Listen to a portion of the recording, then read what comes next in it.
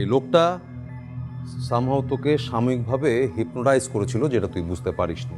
লোকটা সেদিন আমার সাথে কথা বলছে, সেটা দেখা যাচ্ছে। দেখলাম আমি কথা বলছি লোকটার সাথে, ক্যামেরায় আমাকে দেখা যাচ্ছে লোকটা উল্টো দিকে বসা, ক্যামেরার দিকে পেছন ফিরে। তার ফোন নম্বর লিখে দিল। যাওয়ার জন্য লোকটা চেয়ার থেকে উঠে দাঁড়ালো। আশ্চর্য হয়ে দেখলাম লোকটা হাতে ধরা আতরের শিশি থেকে একটু আতর নিয়ে আমার কাঁধে ঘষে দিল। এরপর সে যে কাজটা করলো সেটা আরো অদ্ভুত।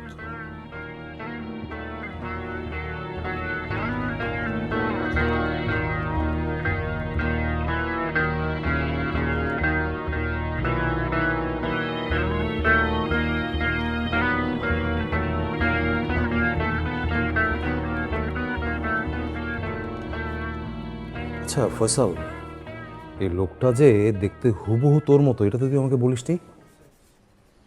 আচ্ছা, আমি বুঝতে পেরেছি। এই বিষয়টা সামহাও তোর মনের উপর একটা প্রভাব বিস্তার করেছিল। তবে লোকটা অনেক ধুরন্ধর। কেন বলছি, আমরা যে পরবর্তীতে সিসিটিভি ফুটেজ দেখে পুরো ঘটনাটা বোঝার চেষ্টা করব, এটা কিন্তু সে জানতো। দ্যাটস ওয়াই সে চলে যাওয়ার আগেই দেখ ক্যামেরার দিকে তাকিয়ে হাসলো। তবে একটা ব্যাপার পরিষ্কার, এই লোকটা সামহাও তোকে সাময়িকভাবে হিপনোটাইজ করেছিল, যেটা তুই বুঝতে পারিসনি। এই যে তোর গা থেকে যে আতরের গন্ধটা আসছিল, সবাই যে বলছিল আতরের গন্ধ বা একটা ঘ্রাণ কেন আসলে, যখন দেখলি তোর গায়ে সে আতরটা মেখে দিয়েছে, এর মানে তুই হিপনোটাইজ ছিলি।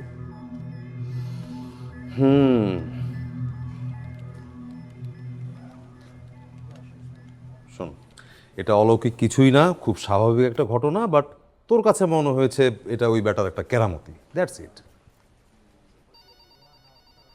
খুব চাপের মধ্যে ছিলাম। Thank you.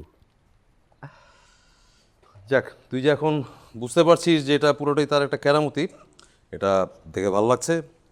এক কাজ কর, তুই তাহলে কাজ কর, আমি যাই। হ্যাঁ, ওকে।